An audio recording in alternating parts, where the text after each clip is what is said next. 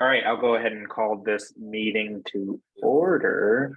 The time is 5:32, and we'll go ahead and take attendance. Fernando, will you call the roll? Okay, just give me just 1 second. Yeah. Here.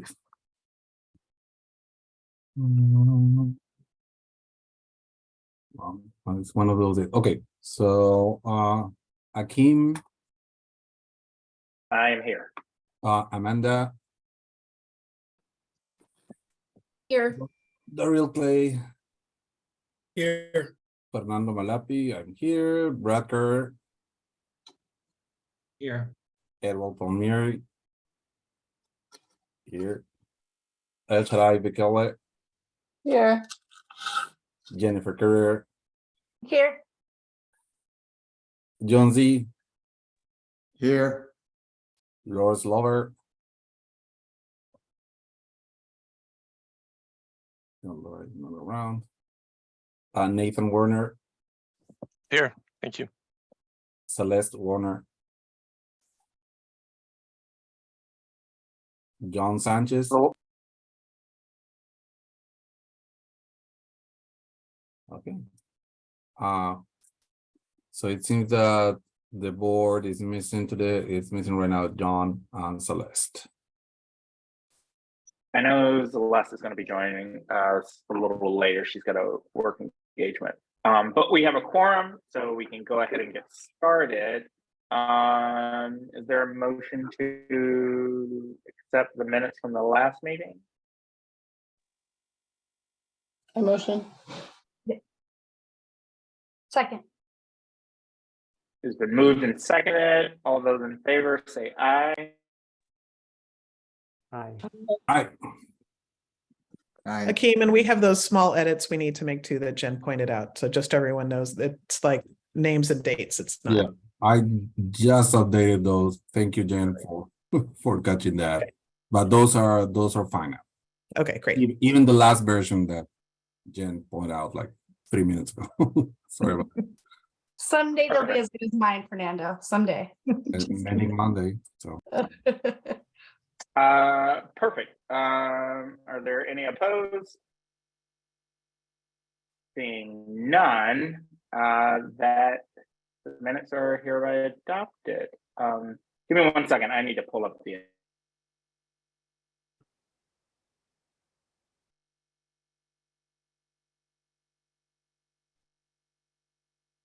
There we go. I had it and then I didn't have it.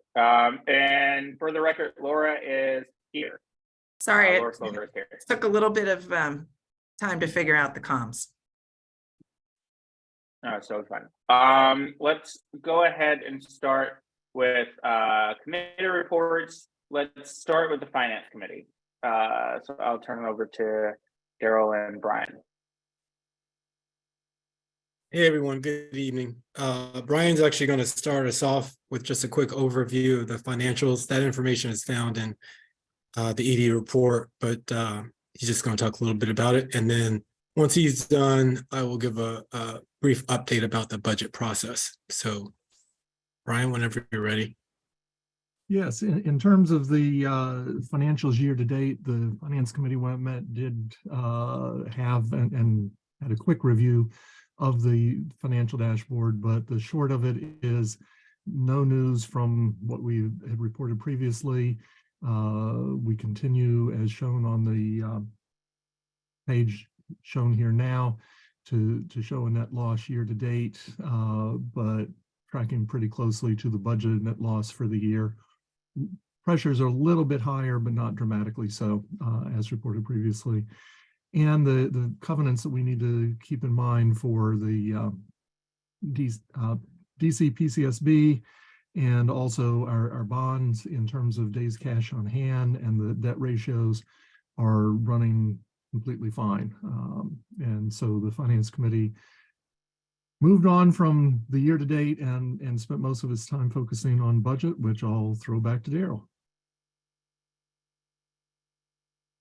Thanks, Brian. So as I mentioned, I'm just going to do a quick recap of the conversation we had at the last board meeting. The board was supposed to, or the finance committee was supposed to receive an initial draft of the budget on March 27th, which we did. Our goal, just as a reminder to board members, our goal is to have a balanced budget this year. And the version that the initial version we received from the executive committee showed a loss. So they're in the process of going back and reworking it, and we'll need to submit a second version to the finance committee. As we also mentioned during the last call on April 28th, that's the date that the full board is expected to receive a draft version of the budget. And from there, if things are looking good, the board will vote to approve the budget on May 15th. And at this time, Brian, I know you had mentioned there's been some talk about there possibly being a new submission date for PCSB, but at this time, it's still July 5th. Is that right? Correct, but with a lot of pressure coming out of the mayor's announcement and concerns about inequities between DCPS and charter school funding.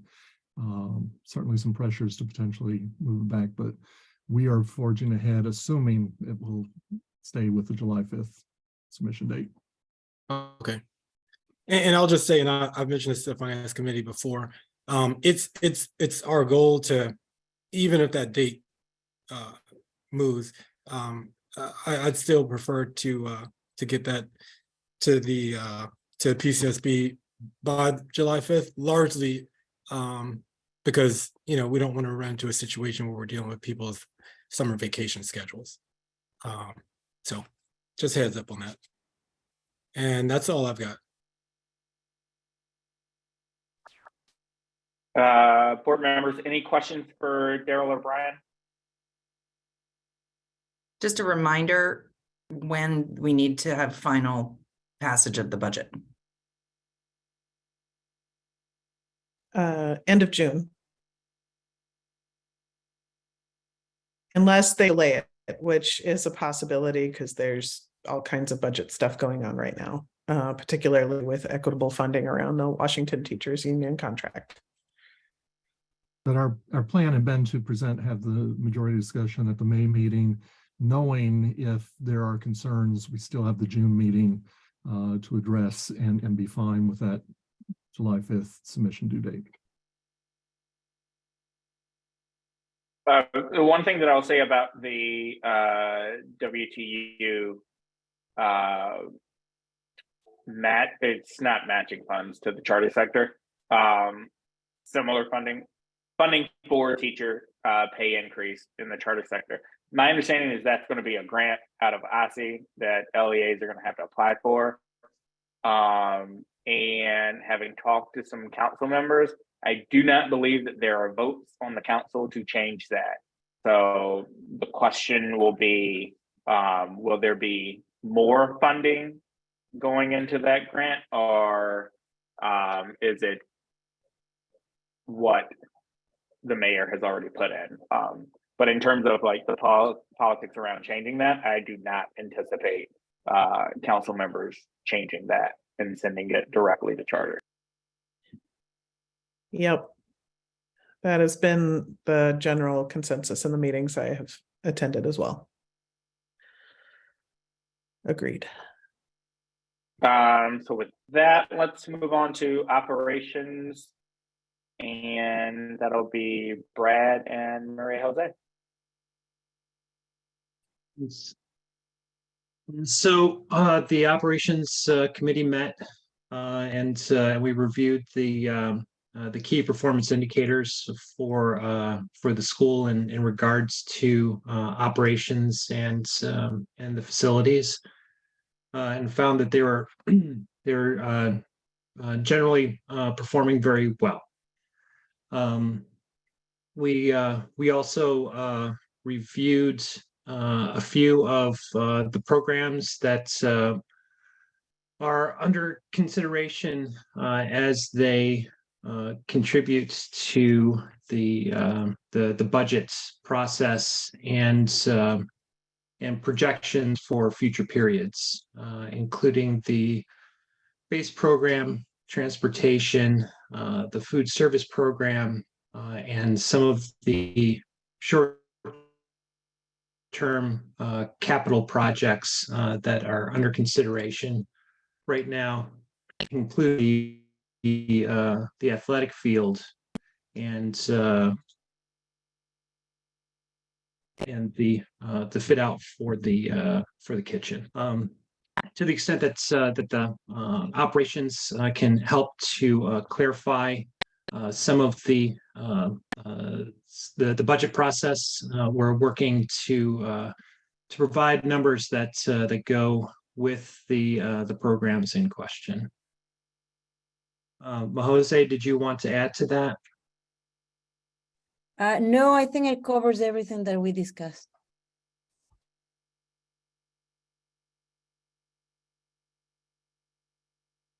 Anyone have any questions? I can pass it on to the next committee.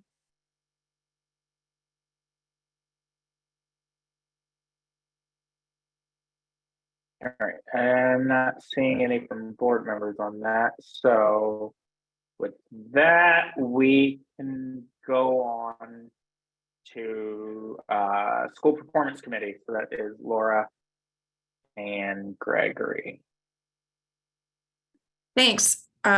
We've had a couple meetings since our last discussion as a full board, and I'm going to turn it over to Greg to provide the report for this board meeting.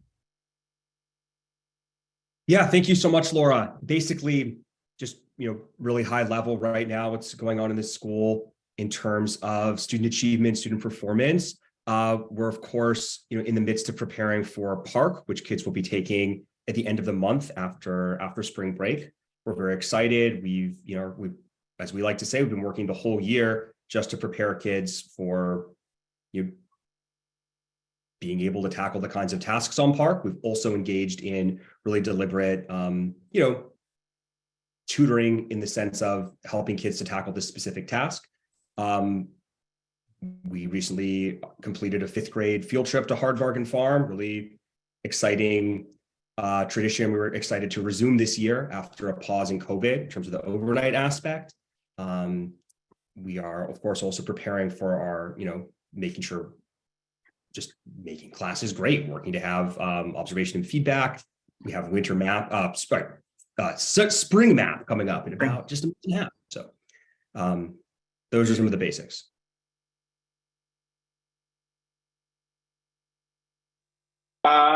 Any questions for Greg and Laura? Eddie. Not really a question, just really a comment. Thanks, Hakeem. Greg and team, I just wanted to compliment the Park prep. As a parent, I've just never seen as much kind of enthusiasm and excitement around math and some of the stuff that's been happening through the tutoring. It's just been excellent. So hats off to the team that is working on that. Just been really excited to see what I didn't think was going to go over well with the kids. More stuff after school, but they love it and they've done a great job. I think you all have done a great job at the school with it. So thank you for that. Great work. Yes, thanks to the team for having assessment be part of the learning process and not just a negative thing that happens on the side. Really appreciate it.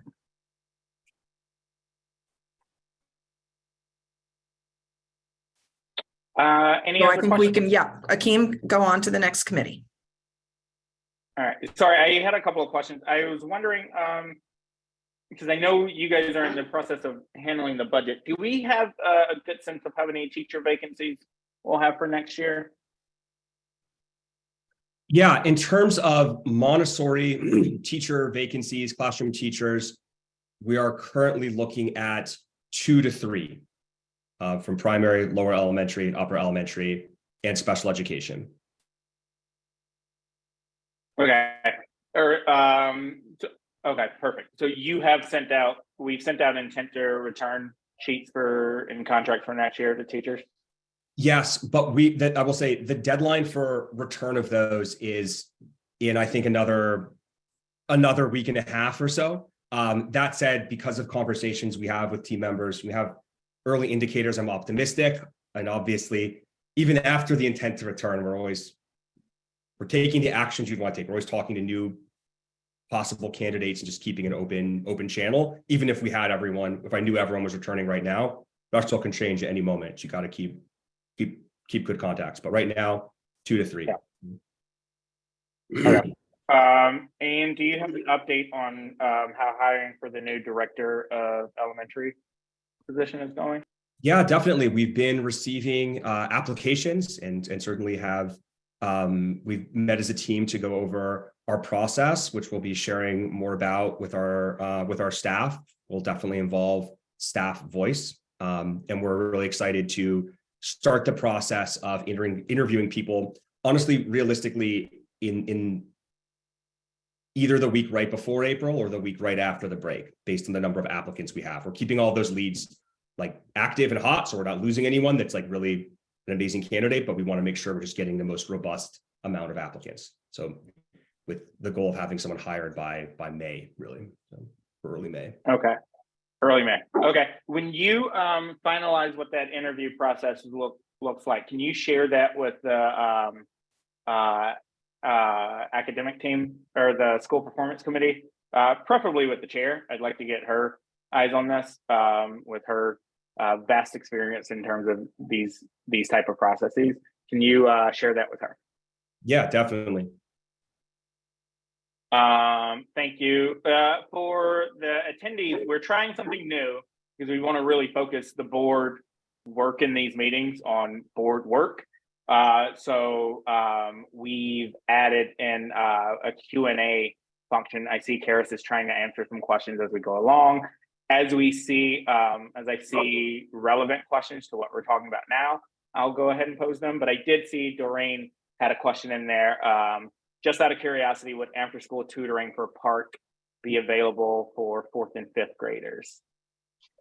It's a great question. And it has to do a lot. It's not right now in the sense that it has a lot to do with capacity, sort of the amount of staff that we need, the amount of staff that we have, teacher interest, the right timing. So logistically, it made sense. We're able to offer it to all 3rd graders this year. So we sort of decided to focus our efforts there. We haven't quite had the staff flex and availability this year to make it happen for 4th and 5th grade. But, we also view 3rd grade as the most critical. So it's the first year that you're taking this exam, at all. But I definitely hear you. There's certainly worth exploring for the future to try to do it for everyone. But yeah. All right, thank you for that. Some of the other questions are related to the strategic plan, and so we'll try to work that some of those answers in during that presentation. Moving on, we can go on to the ED report. Karis, I'll turn it over to you.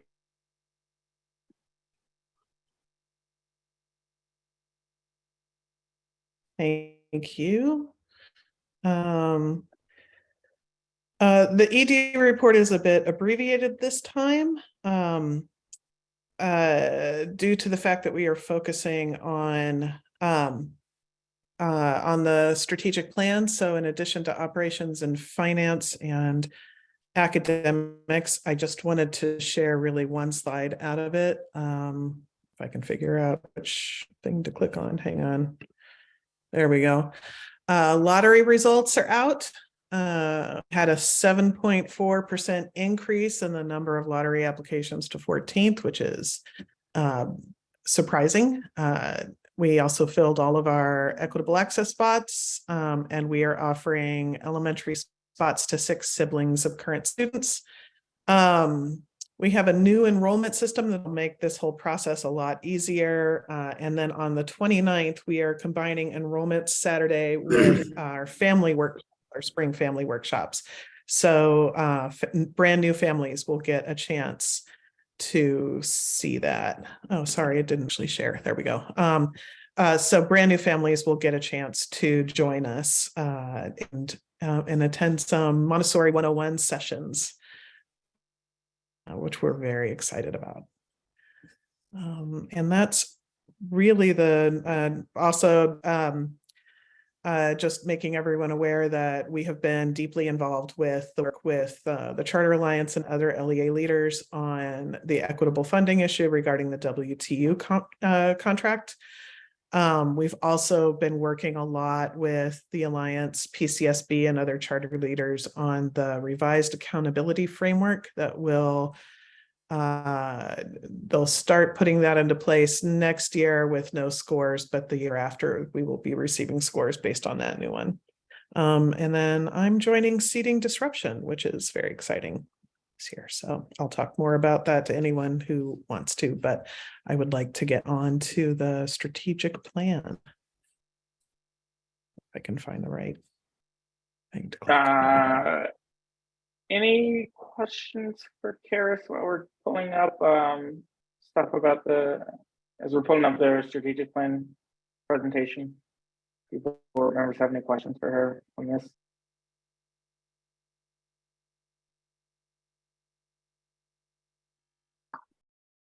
And then we didn't talk about this, but do you want me to do the screen share of the strategic plan? Yes, will you? Okay. While you're pulling that up, I just put in the chat, but really congratulations on being selected for Seeding Disruption. Thank That's you. great I'm for you, Very, and- very excited about it. Yeah, it's great for you. It's a pretty selective process as far as I'm aware. And also it's great for the school. So I hope we'll figure out a way to bring your learnings back in. Well, I some will of our say that discussions. we already do, because Maria Jose got in before I did. So she did it last year, which was really great. That's fantastic. I wasn't aware, and congratulations to you as well, Maria Jose. I'd love to offline hear more about it.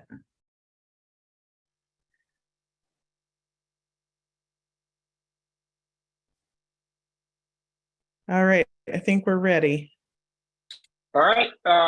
So as you guys know, we've been working on the strategic plan for a while now. We've partnered with Compass to do a lot of interviews with different stakeholders in the school community to get a sense of what were some of the major topics that were bubbling up. And that work has led to the strategic plan development that we were finishing, or that we were still in the middle of when Alan stepped off of the board, but he graciously agreed to continue working with us to finalize the strategic plan. And I am immensely grateful for that and really appreciate his work, along with the work of the Compass team. So with that, they are going to be here to share some of the latest draft. And then we'll discuss that as a board, and I'm hoping that we'll be able to vote on that today, so that we can have this plan in place as we move on towards continuing the work of educating kids. So with that, I'm going to turn it over to Karis. I believe Karis is going next. So why now? Well, there are kind of three big reasons.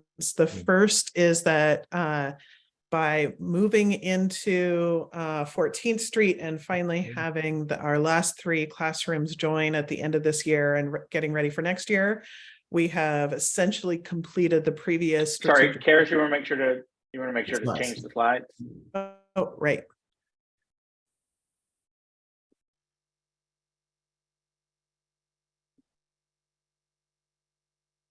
Is this the right one? Yes. Okay.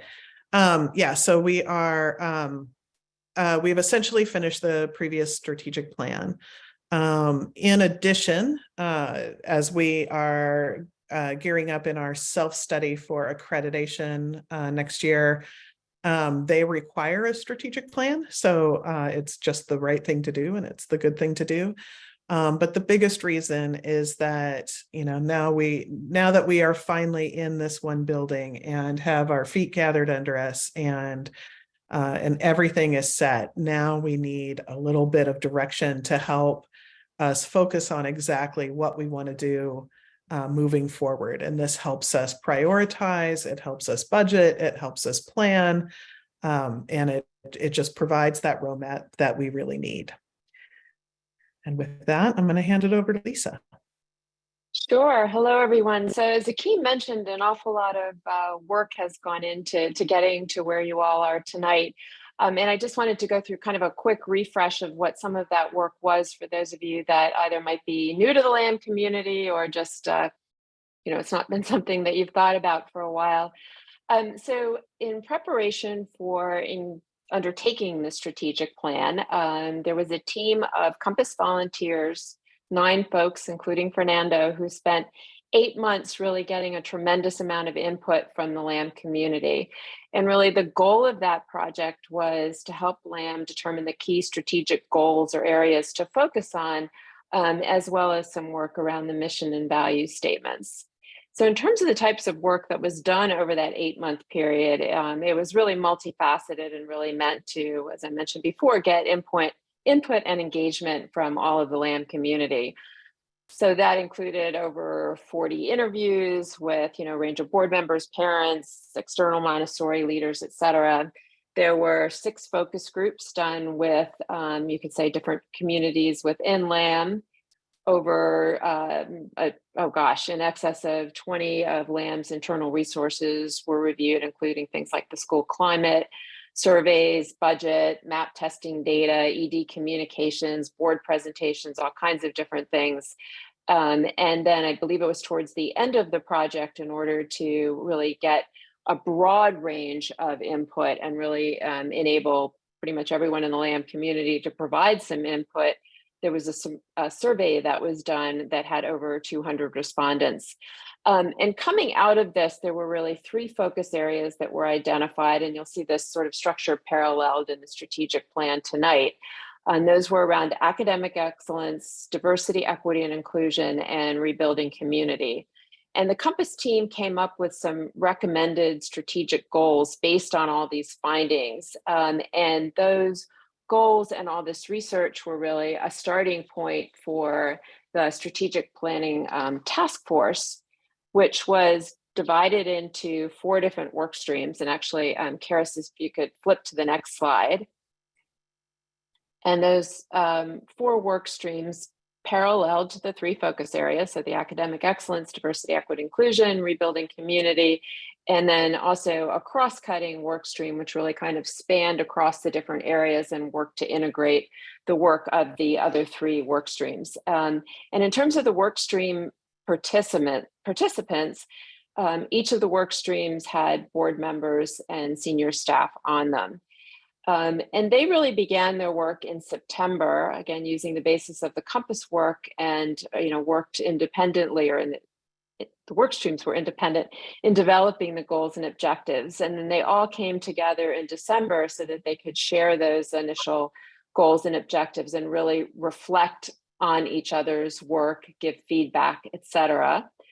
And that feedback was then taken, and each of the work streams went back and refined their goals and objectives. And then there was various iterations that transpired, and you saw one of those iterations back in February. And then we are here this evening, and I will turn it over to Alan. Thank you, Lisa. Just a note, you've seen the translators have asked us all, and there's obviously a message to me before I speak, to speak just a little bit slower so they can keep up with the translation. I would also just like to say, appreciate all the comments coming in. We're going to run through the entire presentation. Hopefully we hit some of the questions as as we're presenting. And then if we haven't really addressed them, we'll sort of like just come back to the ones that are still up. So please keep putting the questions in. It's worthwhile seeing where that goes. Can we move on to the next slide? I was initially going to split this with Celeste, who did the work on, but she is tied up. Let me first talk about the first section. What we tried to do is essentially in one diagram sort of capture this full alignment of the work that's occurred. Right? So refresh on the mission and values and how they then inform and sort of iterate with the 3 pillars that were identified. And then underpinning those are these sort of 4 cross-cutting priorities, which serve those pillars. So, you know, like when you're sort of figuring out what you want to do in one of the pillars, like in terms of academic excellence, you want to make sure that the financial investment or the advocacy stream sort of supports the pillar. So it's not sort of something completely on the side. The pillars are discrete in terms of the description in this framework, but you'll see when we get into the details of them, they're actually very much interlinked. And there are some aspects you could put in sort of 2 boxes quite easily, right? And we do see this, you do have to sort of read this in a way that sort of they iterate and reinforce one another as you go through. A lot of questions about the mission. And yeah, just I'm going to give you sort of, this is what the new mission is. Nafiz, you asked a question about the putting it side by side. I put it in. So if you're in the question and answer, if you go to the answered thing, you'd see the side by side with the old one and the new one. I think what you're going to find is when you look at what the strategic pillars look like now and the strategic priorities of the school, the old mission doesn't necessarily reflect that, and there's a bunch of gaps there. And so what we did was we reached out to the community, and a lot of the language here comes from feedback from the community. So we took the words that the community wanted, and that is the 200 respondent piece that Lisa referenced in her slide. And that's what's sort of reflected on it. We showed a draft of this in, we didn't show it, Compass showed a draft of this in July, and we said, you know, it's a draft. We will keep working on it. You will notice a couple of changes from that July one to what you've seen now. And one of the big changes was we recognized that the first draft didn't have Latin American in it. And so we worked extensively with the family engagement team to sort of figure out how to sort of bring that aspect of it. And so we've settled on this language rooted in Latin American culture, which are all students, and then built in a value of bridging cultures. And we hope that that sort of captures that element, which I think we recognized at the time in the first draft we were missing. The other one was around the environment, which we also didn't have. A lot of questions around biliteracy and bilingual. I will say the language that we've chosen was specifically from the community before. I see the comments. Like, I'm not on the board anymore, so I can't talk to the process. But I mean, I do think like we'll take your feedback on this, and it's something we will kind of sort of. This is part of why we're doing this discussion. I think that's all for me. I give to Eddie to talk about the cross-cutting stuff. Great. Thank you, Alan, very much. So we have some cross-cutting priorities going across family engagement, financial investment, advocacy, and sustainability. And the idea for these work streams is to look at these functions as they span across the entire LAM operations and all the different specific working groups that we have already that we've talked about. On the family engagement side, the main purpose is to build strong bridges and create lots of connection between families and students and help make sure that every student is positioned to thrive. On the advocacy side, we're working to advance initiatives that support the mission of the school and in particular LAM students, staff, and everyone in the community. Of course, on the financial investment side, we want to make sure that we're able to stay true to realizing some of the vision of this unified one school campus goal that LAM has, and continue developing the plan for the 14th Street facility and some exciting things that are connected to that over the course of the coming years. And then also we felt like, intrinsic to some of the community that makes LAM so special, sustainability and kind of understanding environmental stewardship is really important to the overall LAM approach. We want to look for opportunities to continue to grow those concepts and integrate them into how the school functions and how we teach the students at the school. Next slide. And we go to Greg. So yeah, in terms of academic excellence, we want, amazing teaching. We want to make sure we have a really smart version of our curriculum that is aligned to what kids need to be able to do after they leave LAM. Of course, directly connected to curriculum are grade assessments, which we've been engaging in the work of really looking through our assessment ecosystem, if you will. And then, of course, we want all children to thrive. We want to make sure that we are really working and able to deliver the goods on eliminating the so-called achievement gap, disparities in achievement among kids of different backgrounds.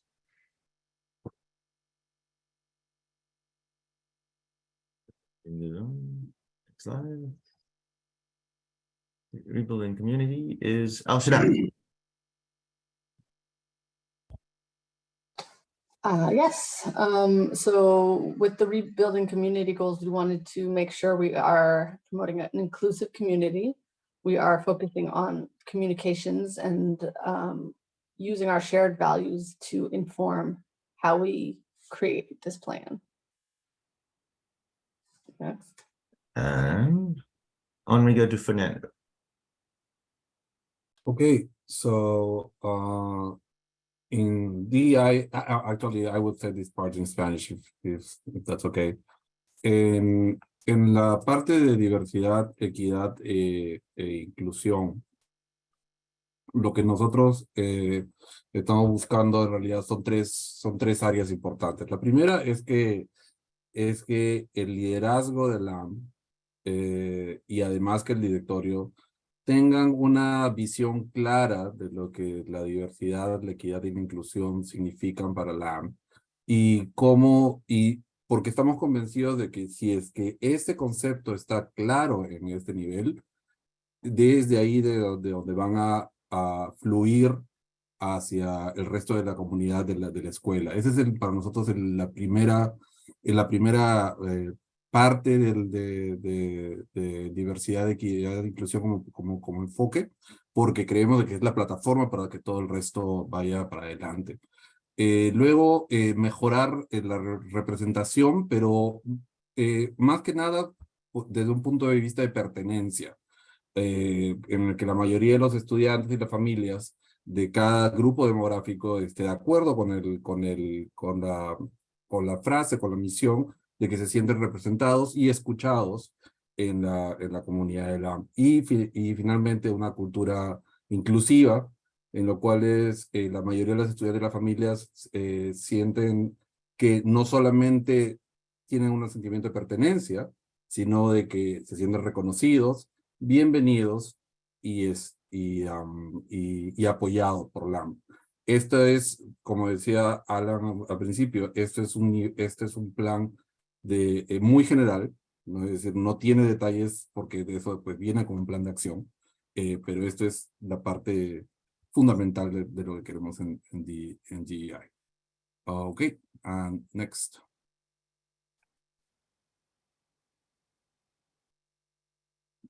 Okay. Ellen, I think I'll take back over for a couple of slides for cross-cutting. Next slide, please. We covered the four areas for cross-cutting that we're focusing on. We have a goal connected to each one of those. So family engagement, financial investment, advocacy, and sustainability. So the first goal relating to family engagement is building strong bridges between families and LAM in an effort to help the students thrive. And within that goal, we've got a couple of objectives that we think are core to realizing the vision of having a place where all students are thriving at LAM. First objective is around communication and solidifying the foundation for family engagement through direct communications between parents, caregivers, school and staff, and the community-wide tools.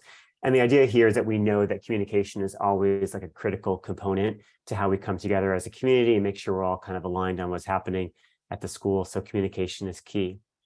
The second one is around participation. And we know that we want to bring events together and opportunities for the community to build those bonds in a way that will help realize the goal of bringing the LAM community together. And so we need a concerted effort and to be intentional around a roster of events to build and build a foundation of community and build upon that. Next slide, please. The next is partnership. And we know that, anything that's a meaningful effort in this area, you need to have partnerships with external organizations. And we think we want to continue to build strong relationships and engagements with external entities to help the LAM community thrive, especially the students. And the last the last objective connected to this first goal is really focusing on a holistic support for all families at LAM, particularly families that are at risk, families that have special needs, underrepresented families, and also create opportunities for families to share their roots and background with the community. And the idea here is, again, to create a situation where every student is set up for success at LAM, and that we're trying to provide the support that all students and families need to thrive at LAM. Next slide, please. Goal 2 is that LAM completes the balance of the originally approved development plan for the 14th Street facility. As I mentioned, we have some capital projects that we're looking to bring forward to further develop the facility. We want to determine how to prioritize those financially to be responsible and make sure we're balancing things like cash reserves, loans, and raising capital. And that we also make sure that we do everything we need to do to make sure these projects are set up for success around permitting and design, and to make the best use of the beautiful campus that we have. Next slide, please. Of course, around advocacy, we know that LAM can be a really important voice, both inward into our community members, students, parents, families, staff, but also externally. And as a leader, as a leading charter school in DC, we know that we have a lot to share with the DC community, and gives us the opportunity, and we embrace the responsibility to have a strong voice to advocate for LAM students and the school and the mission. And so we want to identify and prioritize the issues that align to LAM's values. We want to build and target influence for collaboration and coalitions, and identify and support and deploy LAM's internal resources in advocacy efforts. And again, this is also that we are doing things internally that support the goal, and externally we're being consistent there and sharing our experiences.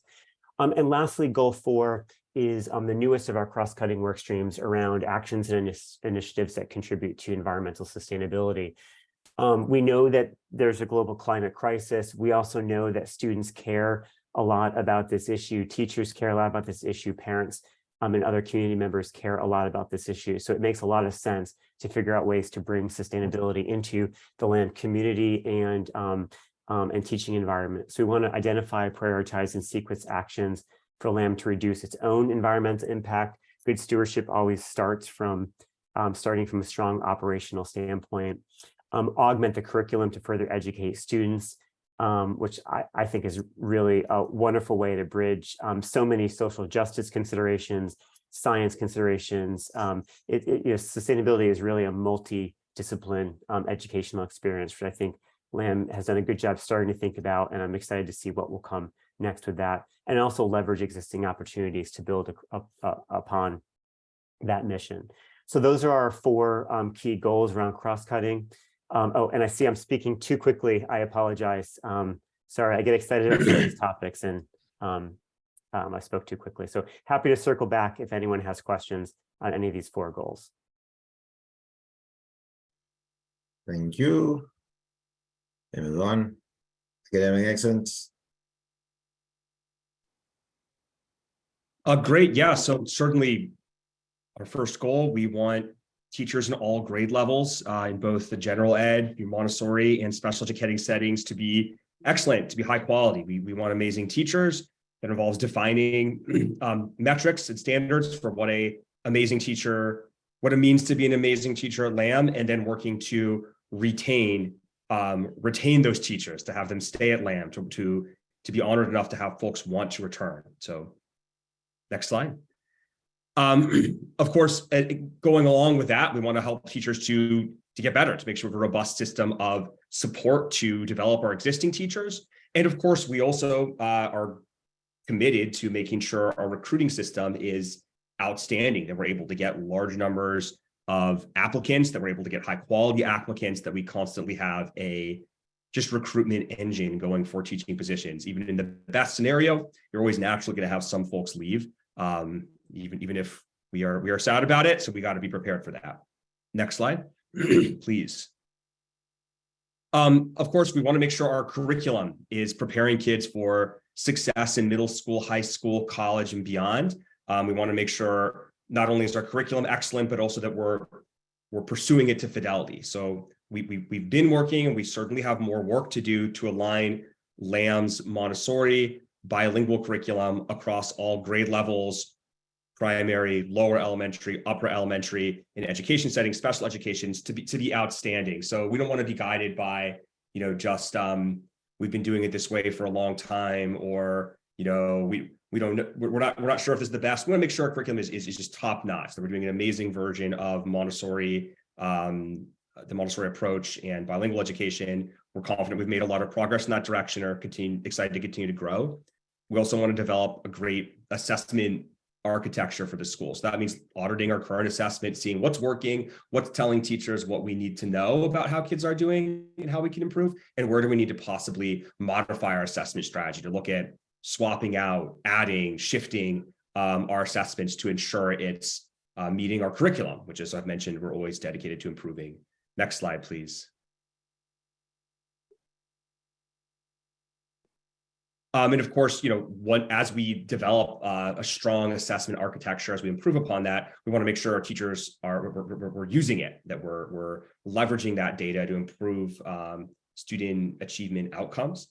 And then lastly, we want to make sure that special education and general education don't have such a divide. So that means basically our special education teachers to know deeply what's happening in the general education, Montessori, bilingual environment, and a lot of these things are true right now. We just want to make further progress. And we want a lot of our Montessori general education teachers to learn more about what's happening in special education classrooms and inclusive practices. So by having each team develop more and more, we'll have a stronger result for kids. Next page, please. And of course, we want all kids to thrive at all levels. So, by the time kids leave upper elementary, we want to make sure that every child is in an outstanding position. This may speak to some of the questions about upper elementary and one of the areas where that lives. I would say a lot of our areas we've discussed, getting amazing teachers, just quick digression, and supporting them, making sure our curriculum is outstanding, and making sure all children thrive is kind of where the original goal of making upper elementary, continue to make it awesome lives. If you don't mind going to the next slide, you can still keep this to 5 minutes. And of course, as a key part of this, we'll be using, and have been, but more thoroughly, interim assessment data. A lot more we'll be discussing on that in upcoming school performance committees, but we want to really support teachers to be able to succeed by looking at the data that we have. And of course, we also, we view special education services as a core part of this to ensure that we are helping kids to thrive academically in social and emotional learning for all children.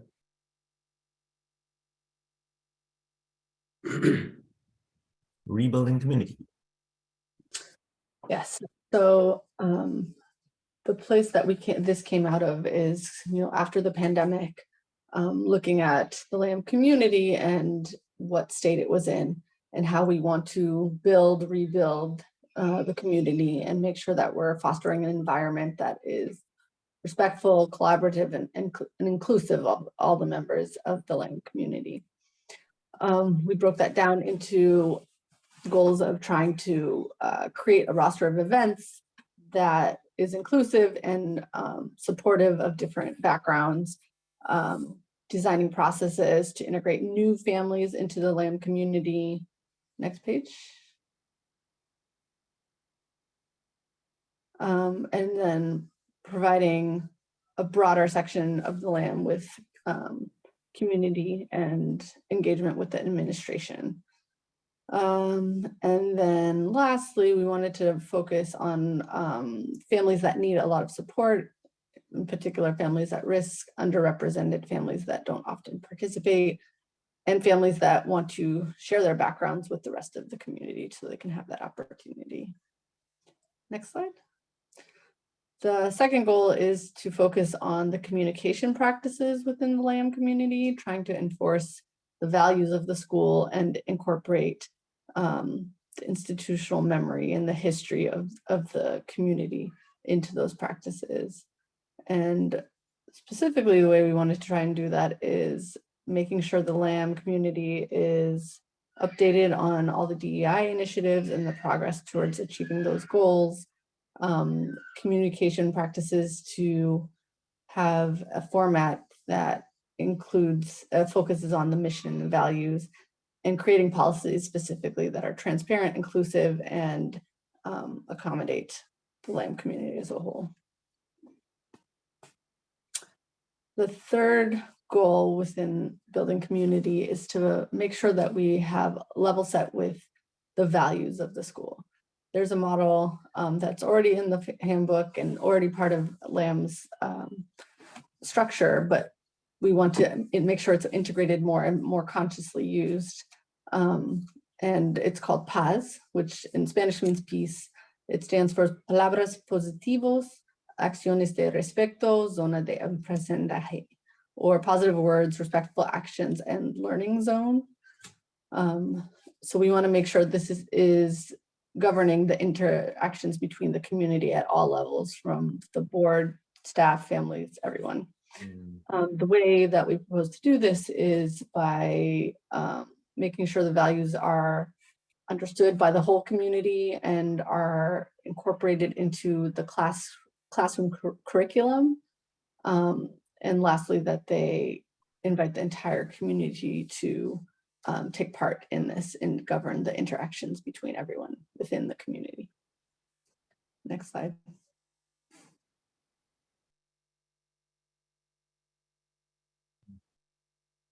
Okay, I'm gonna do translate. No, not translate. I'm gonna do this part in Spanish, so switch to English now. Okay. Entonces la tercera parte, que es diversidad, equidad e inclusión, la primera porción nosotros lo denominamos como base estratégica.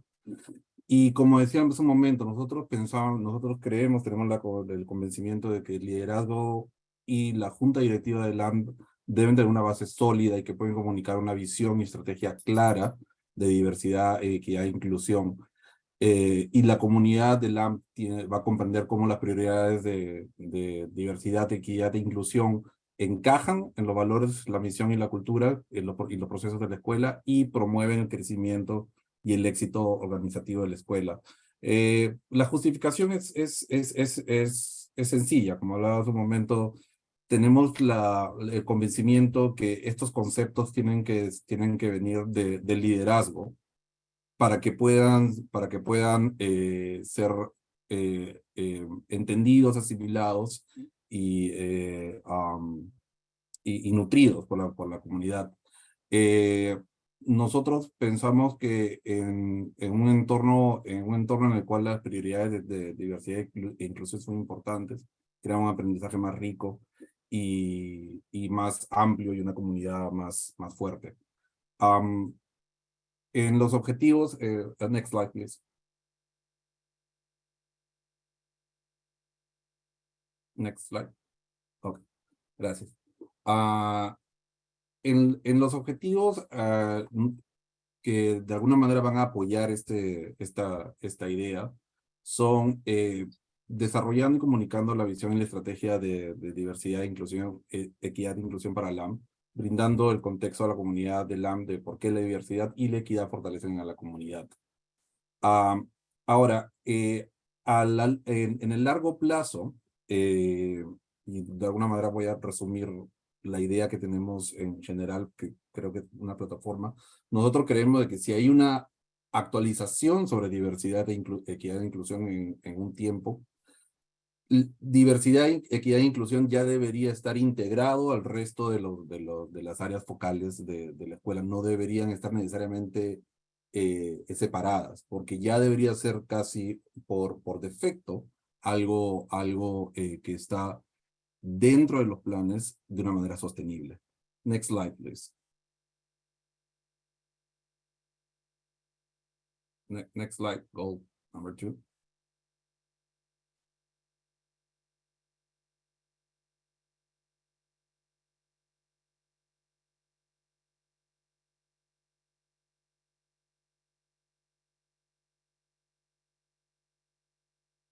Next slide. I don't know what's going on. We lost the slides. Yeah, we lost the slides. Well, I will keep on talking about those. So, el segundo goal del aspecto del enfoque de es mejorar la representación. Pero cuando hablamos de representación, no solamente nos enfocamos en una cuestión necesariamente aritmética, sino de que hay un sentimiento de pertenencia por parte del estudiantado y de los profesores. Y para ello tenemos una serie de objetivos que estamos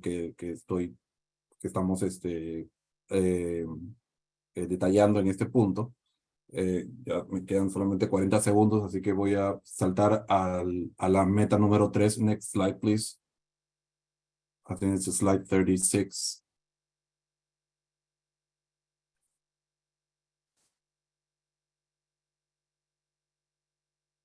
Anyway, la meta número 3 de diversidad, equidad e inclusión es que la mayoría de los estudiantes y las familias de todos los grupos demográficos estén de acuerdo con la afirmación de que se sienten reconocidos, bienvenidos y apoyados en LAM, para lo cual vamos a ofrecer un currículo académico inclusivo, vamos a asegurar la inclusión de la comunicación, no solo desde el punto de vista del lenguaje, sino de la manera como es compartido, y vamos a evaluar el éxito de estas medidas. I think that I'm over 5 minutes. Yeah, I mean, as usual, I couldn't make this all in 5 minutes, but I did my best. Thank you. Well then, appreciate it.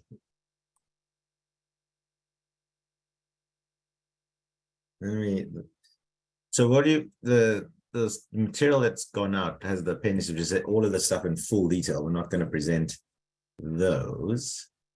Let me now pass it on to the questions coming in. Please keep asking questions, and appreciate that a number of people are just sort of responding from the administration. I really appreciate that.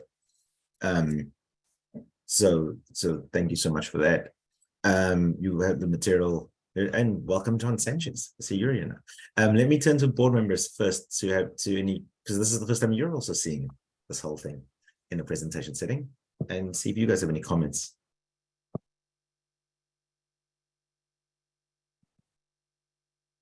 I will start with John Zakrajcik.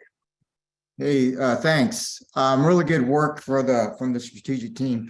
Question, are there KPIs for each one of these goals?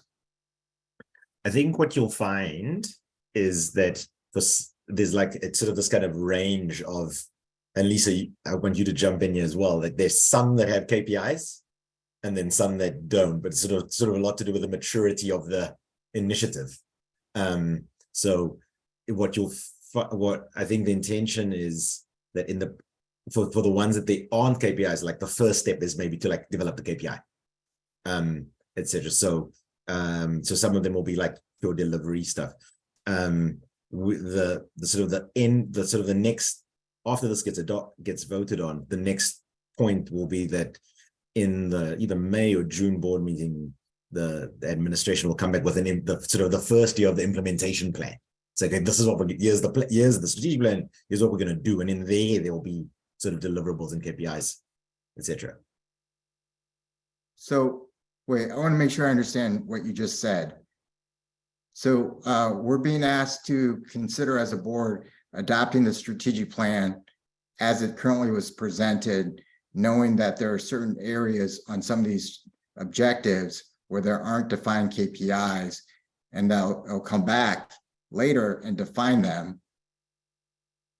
And so if I heard that right, if I got that wrong, let me know, because in the area of academics, I would be kind of concerned that we're not spelling that a little bit further before you adopt anything.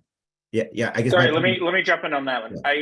In the academics one, that's my preference in the academic one, especially with PCSB going through a change in how they look at charters, and with OSSI adding in new KPIs for what they're looking at. It's in a number of the Special ed as well. different areas. They're also doing a lot of work with special ed. The State Board of Education has been pushing OSSI to move away from the accountability framework that they had been using as part of their original ELSA plan. And so over the last couple of years, OSSI has been rewriting that one. That one in particular is the place where I feel the most comfortable, because the assessments that the state, that DC, OSSI, that PCSB is looking at when they're determining what tier or what star rating charters and DCPS schools are getting, like, that is changing. So I'd hate for us to lock into something now, and then in 2 years, like, they want us to look at something else. Laura, you wanted to come in on this? Well, I don't want to be redundant, but I was going to say just a piece of what Akeem said. The idea in our working group was to create a broad structure of overall goals, and then the annual metrics and goals would be set by the board through the strategic performance, the school performance committee every year.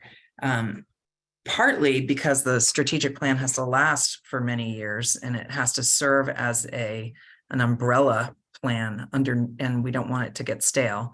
And then partly because of what Akeem said, things change so quickly that we don't want our KPIs to be obsolete too quickly. So we're trying to balance long-term priorities with short-term ability to be flexible and nimble.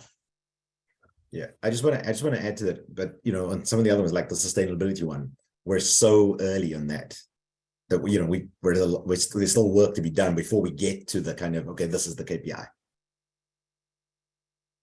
John, you want to come back in? Yeah. So I do have one question. Lamb is a feeder school into DCI. There's an agreement, and I guess as a parent of the school, is this going to be sustained, or because right now I hear what you're saying, Akeem, and but yeah, again, from a parent's perspective, is that continuity staying there, or is there like more to come as far as the change?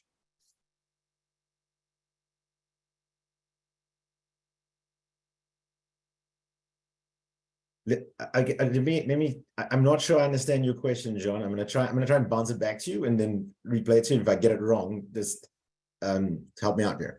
Are you asking whether the current strategic changes put the sort of the agreement or the sort of the arrangement we have as a feeder school with DCI, it compromises that? So goal number 2 specifically. Goal number 2, could you? Sure, Lamb's Montessori bilingual curriculum prepares children for middle school, high school, college, and beyond, etc. So I guess going back to the current state, if you will, is that we are a feeder school into DCI. Does this strategic goal number 2, open the door for changing that?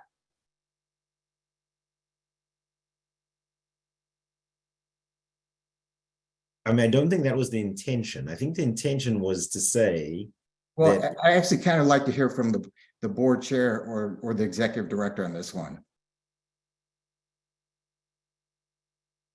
I mean, I've been a big proponent of choice. So I believe that the school's responsibility is to prepare kids for the next level. That wasn't my Well, what- question, though. I mean, so like whether, like, I have no intention of asking the school to move away from feeding into DC. I'm not even sure. I don't think anyone has that intention. Okay, you answered my question. Thank you. Jen, Hi. On the mission statement, I'm wondering if maybe the bilingual wording instead of biliterate was maybe not intentional, and maybe we could add it bilingual and biliterate.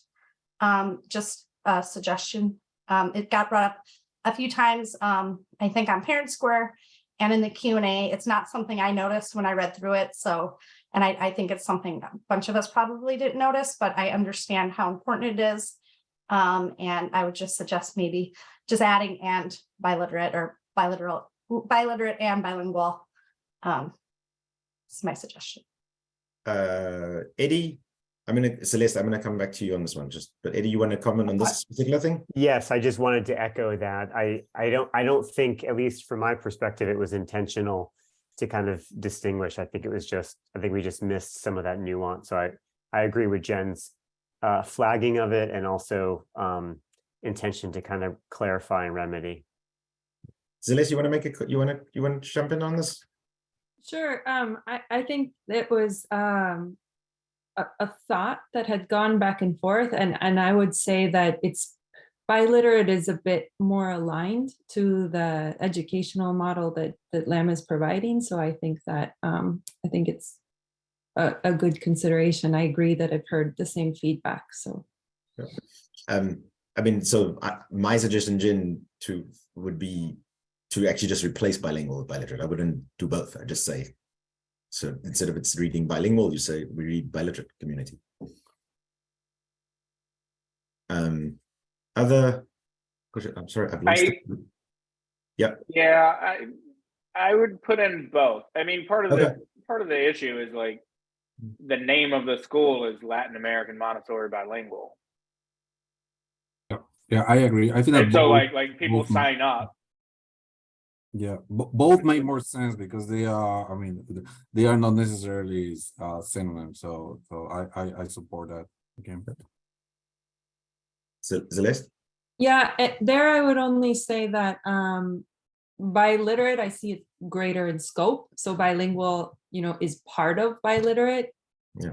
But I think maybe the putting both may help to make sure those two messages come across, that it's both kind of this, maybe there's sort of a reference to reading and writing with biliterate, and then maybe the bilingual shows more of the conversational fluency. So maybe we want to have both for that, but it could be also a bit redundant since one is kind of inside the scope of other. So I think it's just sort of whether it's lengthier and kind of appealing to those different definitions, or Don Sanchez, yeah, we haven't heard from you. Do you want to come in? You want to make it simple because you have different audiences here, right? You want to make it simple for the Latino community, just stick with bilingual. Bilingual is cool. You just make it so complicated. It's like knowing there's Latino American, that's the way it started the brand, right? Latino American, that concept, you speak to the Latino community, you just make it, that term should be bilingual. Don't extend it, other terms, don't make it more complicated, please. That's a good point, and especially I just want to raise that there is not a proper translation in Spanish for biliterate. It's as funny as it sounds. It might be alfabetización bilingüe, but it's not really the same. So yeah, maybe when we translate biliterate to Spanish, we might get into the woods, but I support the initial concern raised by some parents and other members of the board that biliterate in the English language somehow shows a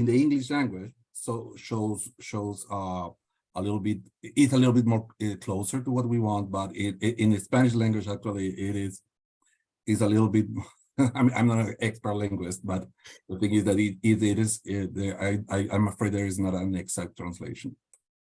Thank you, Fernando. John Krashik, you want to come back in?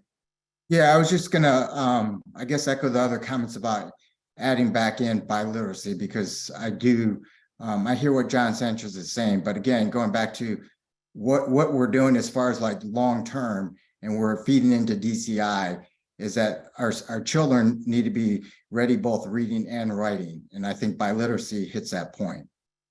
Thanks. Thank you.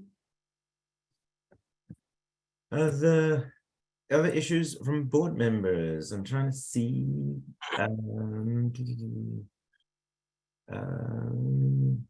If there's any stuff here that we are missing. The bilateral. Jen, you want to jump back in? Me again. I just want to thank everyone who worked so hard on this. It's been quite the undertaking, and you know, a lot of time and thought and effort went into this. And I think it's a really great piece. This is the culmination of 2 years worth of work. So Just for clarity's sake, are we gonna add in biliteracy to the mission and have it be bilingual and biliteracy? Is that? Can we pop up That's what I heard, but would we need a resolution to do that? I think I could make well, once we're done, I could make a motion that we accept it with that change. Now, if we're getting into more changes, then that'll get a little more tricky. And I think if we do that, we want to make sure, I guess, to the great points around translation, that I think we're aligned on what we're intending, but that we're communicating both in English and Spanish the same thing, so that the community fully understands our commitment to both. Also, I think that we are officially voting on this at the next meeting, but this is the big discussion, and then we're taking things into advisement for fine tuning before the next meeting. Laura. Thank you for clarifying that. I must have gotten confused in my head. There are several comments in the chat about parents wanting an opportunity to weigh in, which parents were included in the input, and which, you know, rather than get into the weeds on that, I just wonder whether there's another opportunity for parents to read the whole thing and respond to, let's say, 3 questions, which is what I usually do when I put out a document. Is there time in the schedule for that? I guess that's a question to ourselves, not for you, Alan, really to the board. And because it seems like the community would like to have an extra opportunity to ask questions.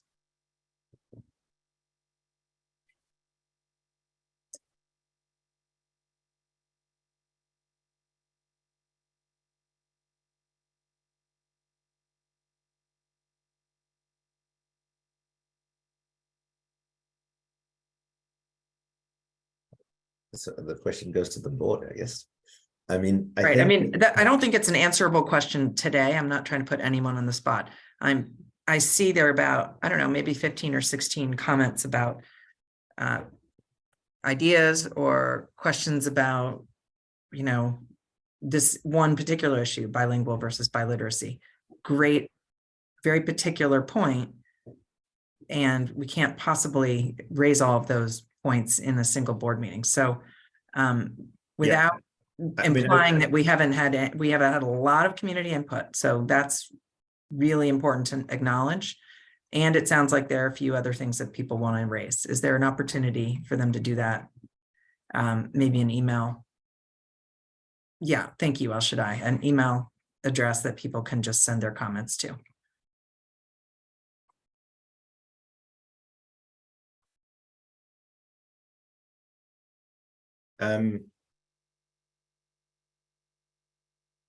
So Angela, you asked the question about the reason to change the mission statement.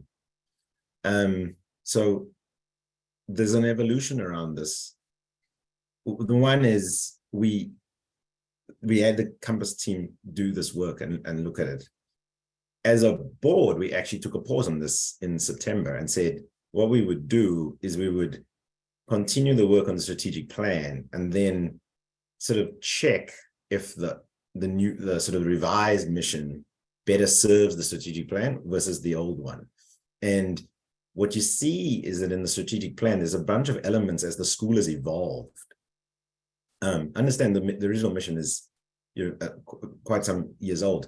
The school has evolved to include things like diversity, like sustainability, stuff that community members sort of assume the school is in the school's mission, but really isn't. And so with those things, including Latin American, right, is not part of the original mission. And so what we tried to do then was to say, so based on that, and it's important, I say this often, you do have to read the mission and the values together because they are one thing, that was put together. And so that's why we sort of then I should keep saying we, but the board then sort of decided to kind of move within the new proposed mission with these tweaks, right? And so the tweak to include sustainability in Latin American, etc. Also there's adjustment, and then this other one, now that you're hearing on the ballot, I mean, I think there's an acceptance, like this is iterative, etc. And we're trying to sort of get to a better place on this.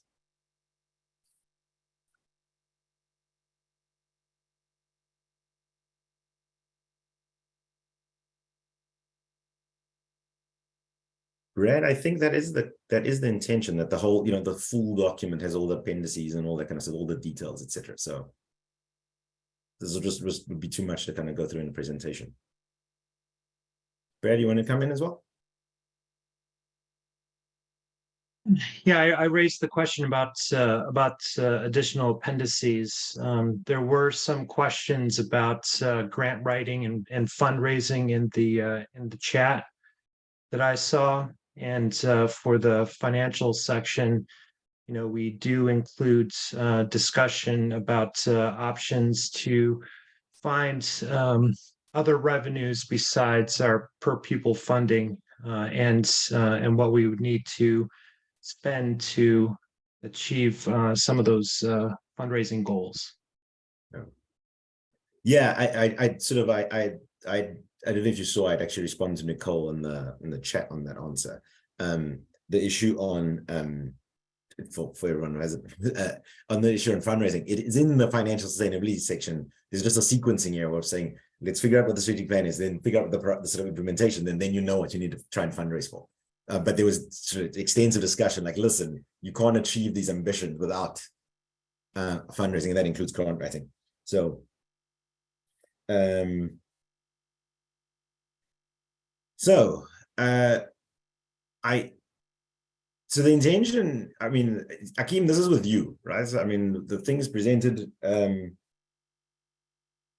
So I guess the question is I mean, like, well, if the timeline is we're not going to vote on it until the next board meeting, which is what, May?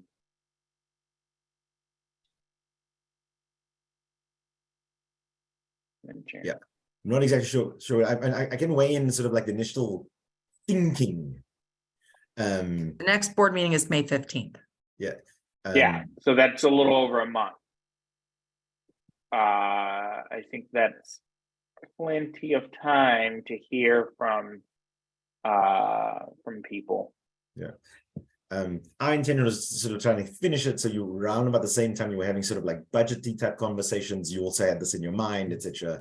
And so there was like an alignment so that when the school year started, you then had a game plan. So it was Jen, on your question, I know this is, I took me like 20 minutes to figure this out, but if you look at the Q&A, there's a thing called Answered, and you'll see like answers, but the ones that were easy to get written answers to.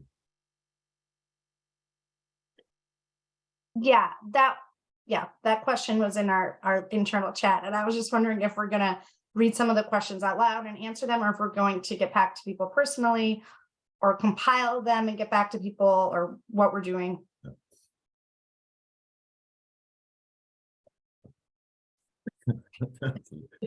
I don't know the answer to that one. That's not my I problem. don't know the answer to that one. I can't say, like, there were like a couple of questions that were, like there was a question on the upper L that Greg responded to. And so like Maria has been responding as we kind of go. So that's been quite efficient because it's sort of taken care of. Yeah.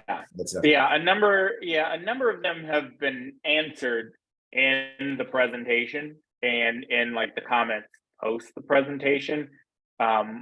A number of them are not questions, but are comments. And so like can't answer a comment because it's a Q&A section. And so that's that piece. But I think generally speaking, the vast majority of them that are relevant to the discussion that we're having right now and in this board meeting have been answered. So I guess you see me for one more meeting, Hakeem. So yeah, I think in the meantime, you guys will make the bilingual and biliterate change. We'd also have to figure out what that means for translation. And I think we're in a good spot to be voting on this at the next board meeting. In the meantime, I think all of our emails listed on a lot of our emails are listed on the website, and so parents can go ahead, Alan. Hakeem, you guys are busy. For this, my last little gift to you. If any parents have comments on the strategic planning, send it to my email address. I'll then kind of bundle it up and sort of give it to the cross-cutting guys because they're the ones sort of now running the full plan and making sort of decisions how to make the changes. So. And except that's perfect. When is a lot of the board members are working on a lot of different things right about now. When is the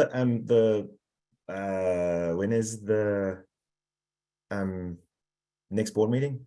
May 15th. So can we say like May 1st? So there's 2 weeks before, and then so there's like there's a cutoff, and then there's time for the if the board needs to kind of discuss some of the stuff before then. Is that good? Yeah, I can share my email. Do I just type it in here? I want to make a friendly amendment. Yeah. I don't think 2 weeks is enough for us to address. If we only got 2 questions, maybe, but sensing from the chat that we may have more and how hard it is to schedule, I would request that you receive any feedback within 2 weeks so that the board has time to digest them, not to cut off commentary, but to give us more time to respond to it. If that's acceptable to the board. That's right. By what's the date? Let's pick a date. So we're looking at the 17th or 18th. Well, that's spring break. So why don't we say the 24th? Yeah. Okay.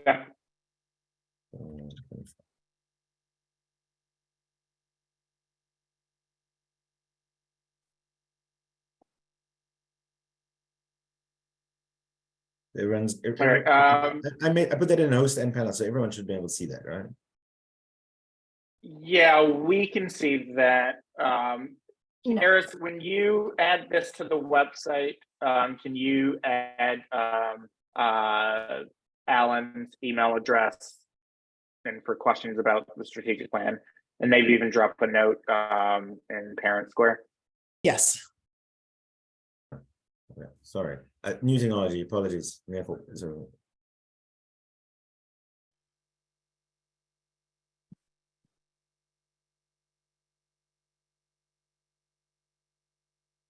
Yeah, and then quick question just for setting expectations. We're bringing in comments, right, and from the community, but we're not responding individually, correct? We're promising that we're hearing everyone and you're compiling them, Alan, is that right? But so the way this kind of process has worked is that you've had these work streams and you had a cross-cutting team sort of trying to make sure that things sort of knit well together. So as comments come in, we'll then bundle them and say, okay, there's this big thing that is an academic performance thing. We can go to the academic guys. This is actually about fundraising. Okay, and so we'll know where the right spot is, where those kinds of changes can happen. And then if there's something that's really big, we can then sort of put it in the right place, so that it can be resolved. And then what I would probably say, if they're like 7 changes, we'll just at the next board meeting say, yeah, you saw the thing before, here are the changes from what we've done before. Similar to what we do with the budget. We send Brian all these comments, and he just comes back. Here's a memo. These are the stuff. These are the changes I made as you guys requested. So that would be my kind of. That's what I'm kind of thinking. That sounds really good to me.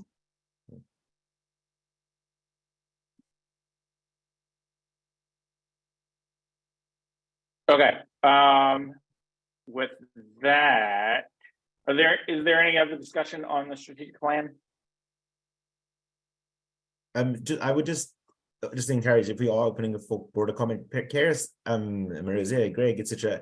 I would also push that you also share this sort of latest draft with teachers and staff, etc. And let's see if they have comments as well, right? And so we can just also send it in.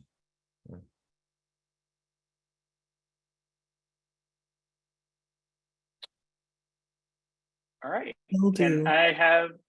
Thank you. Can I have a motion for us to move into closed session? I motion we moved into closed session. Is there a second? Second. Laura has seconded. All those in favor say aye. Aye. Aye. Aye. All those opposed say no. All right, seeing none, we will now move into closed session. Parents, I want to thank you guys for joining us, and we'll work with Karis to get all the information to you guys for comments and thoughts on the strategic plan. And you can connect with Alan on that, and Alan will roll it up for the cross-cutting committee, and we'll go from there. Thank you, guys. Yes. I just want to. There's a question that just came in from Nicole on open meeting, in terms of reconvening on a topic like the strategic plan, which is open meeting discussed. Yes, so it's the meeting. It's the content that determines the open, close, etc. So yes, we will reconvene on this stuff on May 15th in the open session. Bye, guys. Good seeing you all. Enjoy the rest of your meeting. Thank you.